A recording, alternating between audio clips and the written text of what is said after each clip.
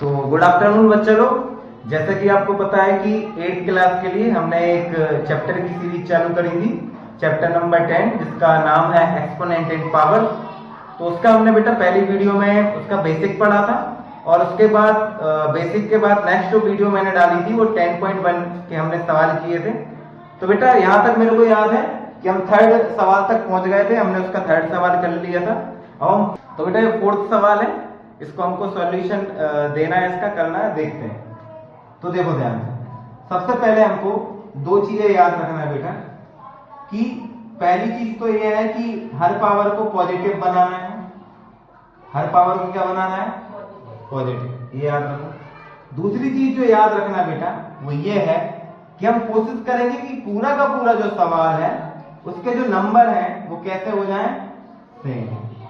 क्या हो जाएं? आपको एक चीज का ध्यान रखना है और कुछ नहीं। इतनी दो चीजें अगर हम कर लेते हैं तो सवाल हमसे इजीली बन जाएगा। देखो उधर ध्यान से, जैसे कि अब ये मैंने बोल दिया है, तो बोल दिया है लेकिन समझ में नहीं आया होगा।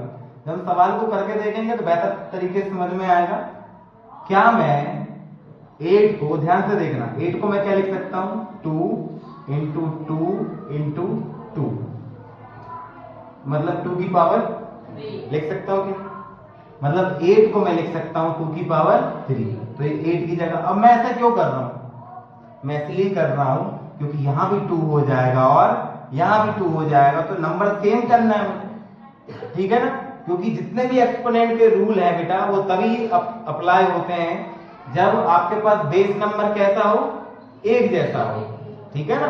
तभी वो डिवाइड में और इनटू में पावर जुड़ती और घटती है। बात समझ में आ रही है?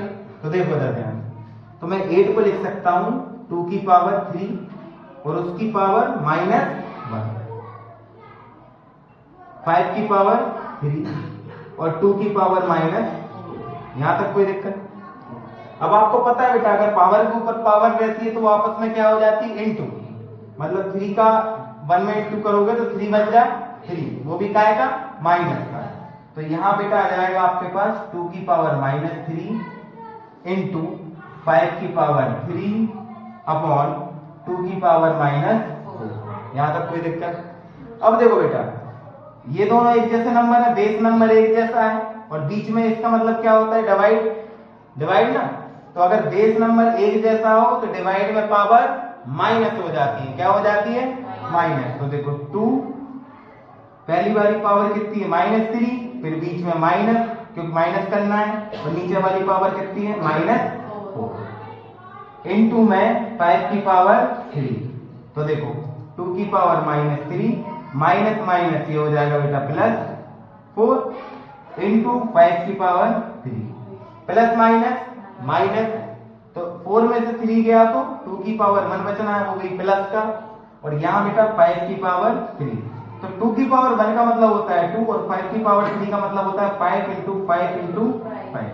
तो ध्यान से देखना, 2 5 जा 10, 10 5 जा और 55 जा 250। तो ये क्या है बेटा आपका? तो बड़ा इजी सवाल है बेटा, कुछ नहीं है, बस आपको दो चीजें याद रखनी है कि आपको हर पावर को पॉजिटिव बनाना है।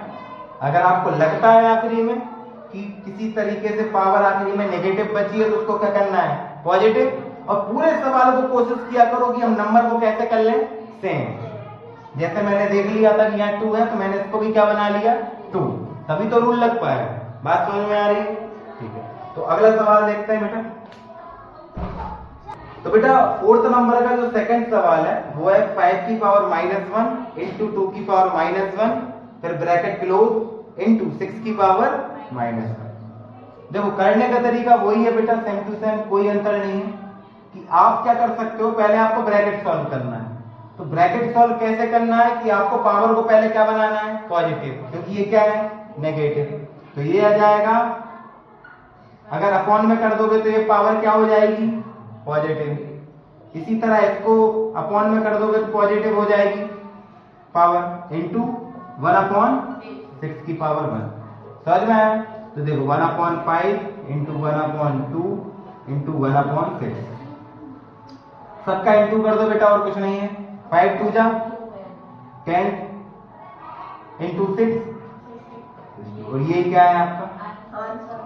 ठीक है, समझ में आया? चलो अगला सवाल देखते हैं। अगला सवाल है बेटा 5th नंबर का, find the value of m for which 5 की पावर m डिवाइड बाय 5 की पावर -3 इक्वल टू 5 की पावर 5। ठीक है, ये बड़ा ही इंटरेस्टिंग सवाल है बेटा, और सबसे बड़ी चीज ये है कि आईएमपी सवाल है, बहुत ज्यादा आईएमपी सवाल है ये परीक्षा की दृष्टि से। आप पिछले साल के जो पेपर्स हैं अगर उठा के देखेंगे 8th क्लास का जो स्टेट बोर्ड का है, तो आपको ये 101% मिलेगा, क्योंकि ये आ रखा है बेटा। ठीक है, तो इसको बहुत अच्छे से समझना है। ये बेटा एक रूल पे काम करता है, पहले हम उस रूल के बारे में बात करते हैं कि वो रूल होता क्या है। अगर मान लीजिए, ध्यान से देखिएगा, कहीं मैं बोलता हूं कि x की पावर m, x की पावर n, और बराबर में बोलता हूं कि x की पावर यहां पर क्वेश्चन मार्क। ठीक है, तो इसका मतलब क्या होता है, ध्यान से देखना। अगर आपके पास बेस नंबर एक जैसा है, बेस कैसा है, सेम, और बीच में काय का साइन लगा है बेटा, इक्वल का, तो पावर भी कैसी मिलेगी आपको, सेम, मतलब m equal to question mark. बात समझ में आई? जैसे कि मैं अगर बोलूं, कहीं ध्यान से देखना, कि 2 की पावर 3 इक्वल टू 2 की पावर x, बताओ x का मान कितना होगा, तो बिल्कुल आप मूल के कह देना है कितना, 3। अगर बेस नंबर एक जैसा है बेटा और बीच में बराबर है, तो इनकी पावर भी कैसी रहती है आपस में, बराबर। कैसी रहेंगी, बराबर। और इसका उल्टा भी उतना सही है बेटा, इसका उल्टा भी। ये तो हो गया रूल नंबर 1, इसको रूल नंबर 1 बोल सकते हैं। रूल नंबर 2 क्या कह रहा है, जैसा मान लीजिए आपने बोल दिया कि x की पावर m, x की पावर बीच में क्या है, बराबर का साइन, और यहां पर मेरे को पता नहीं क्या है, लेकिन इसकी पावर पता है कितना है, m।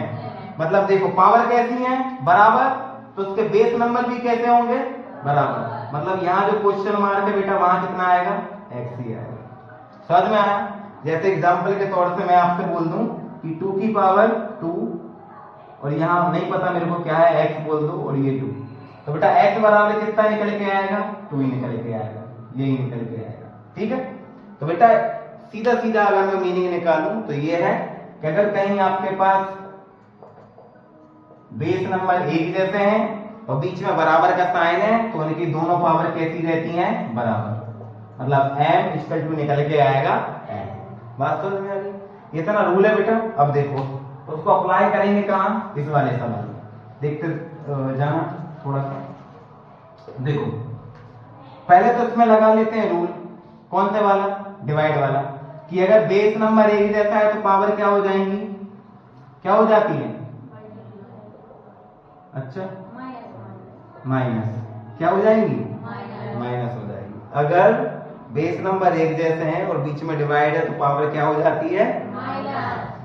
तो इसमें लगा दूं तो 5m माइनस क्या घटेगा, माइनस का 3 इक्वल टू में कितना है, 5 की पावर 5। सही है। अब देखो 5m minus minus plus equal to 5 की पावर, यहां तक कोई दिक्कत?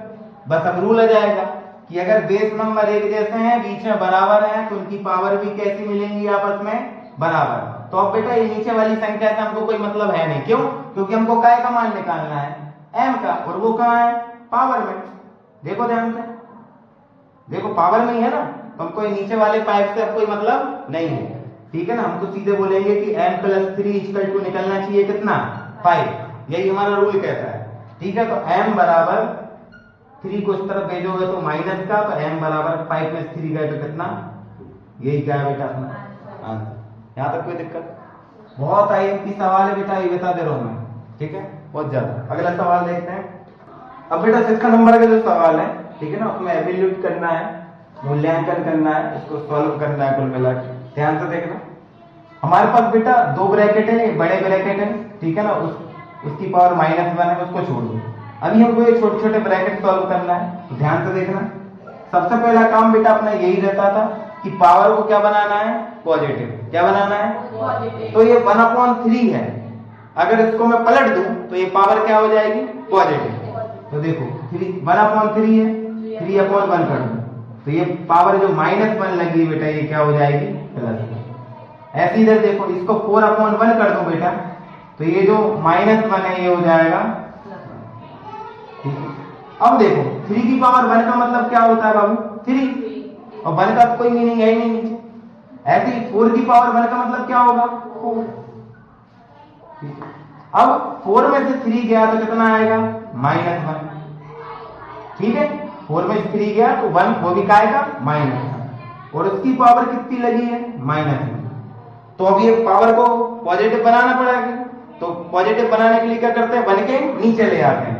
तो 1 के नीचे अगर -1 को ले आओगे तो पावर क्या हो जाएगी और बेटा 1/-1 की पावर 1 करोगे तो बेटा वही का वही आना है। तो एक्चुअली में अपना आंसर क्या आएगा -, यही क्या है अपना बात समझ में। चलो अगला सवाल देखते हैं।